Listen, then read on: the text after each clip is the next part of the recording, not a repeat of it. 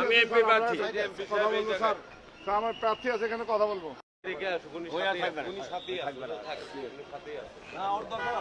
আচ্ছা দেখ, উনি তো সাথী। কোথায় গেল ভদ্রলোক? কোথায় গেল? উনি তো সকাল থেকে উনি ভিতরে, উনি ভিতরে।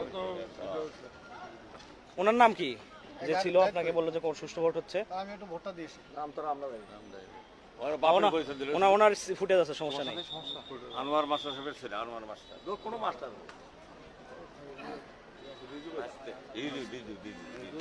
সেখানে দাঁড়িপাল্লার প্রার্থীর উপর হামলা করা হয়েছে। বীর মুক্তিযোদ্ধা আব্দুল ওয়ারেস, এখানে তার সফরসঙ্গীদের উপর হামলা করা হয়েছে। তারপর এখানে বিএনপির যারা আছে তারা এসে মিউচুয়াল করার চেষ্টা করতেছে। আর বিএনপির যে লোকজন ছিল, স্থানীয় লোকজন, তারা সকাল থেকে ভোট কেন্দ্রে আছে এবং জাল ভোট দিচ্ছে। আমি তার সফরসঙ্গী হিসেবে ডিসি অফিস থেকে আমার পাস কার্ড নেওয়া আছে। আমি মানে ওখানে ছিলাম।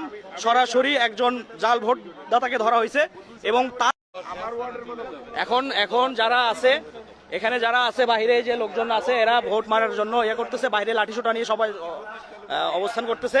এখানে যে ফোর্স আসছে, একজন জাল ভোটকারীকে ধরে দেওয়া হয়েছে। ওনার আবার পুলিশ, ওর বয়স 18 হয় নাই, ও জাল ভোট দিতে গেছে, ওকে সহ ধরে দেওয়া হয়েছে। এখানে আরো কিছু ভদ্রলোক ছিল, তারা বলতেছে যে আমাদের এখানে যদি এইটা হাইলাইট হয়, পুরা দেশব্যাপী চলে যাবে, বিএনপির একটা দুর্নাম হবে।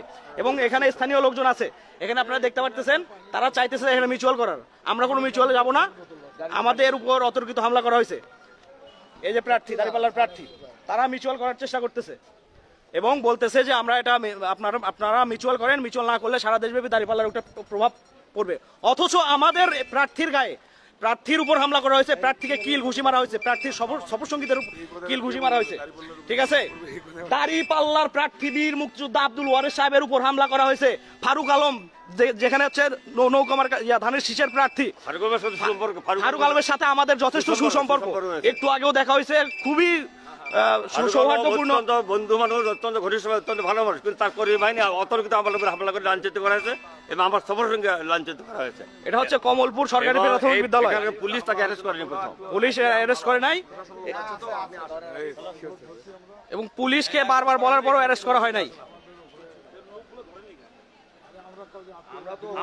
ফারুক আলম সরকার, ধানের শীষের এমপি পদ, দাঁড়িপাল্লা, উনি আসছে এখানে, ওনার উপর অতর্কিত হামলা করা হয়েছে।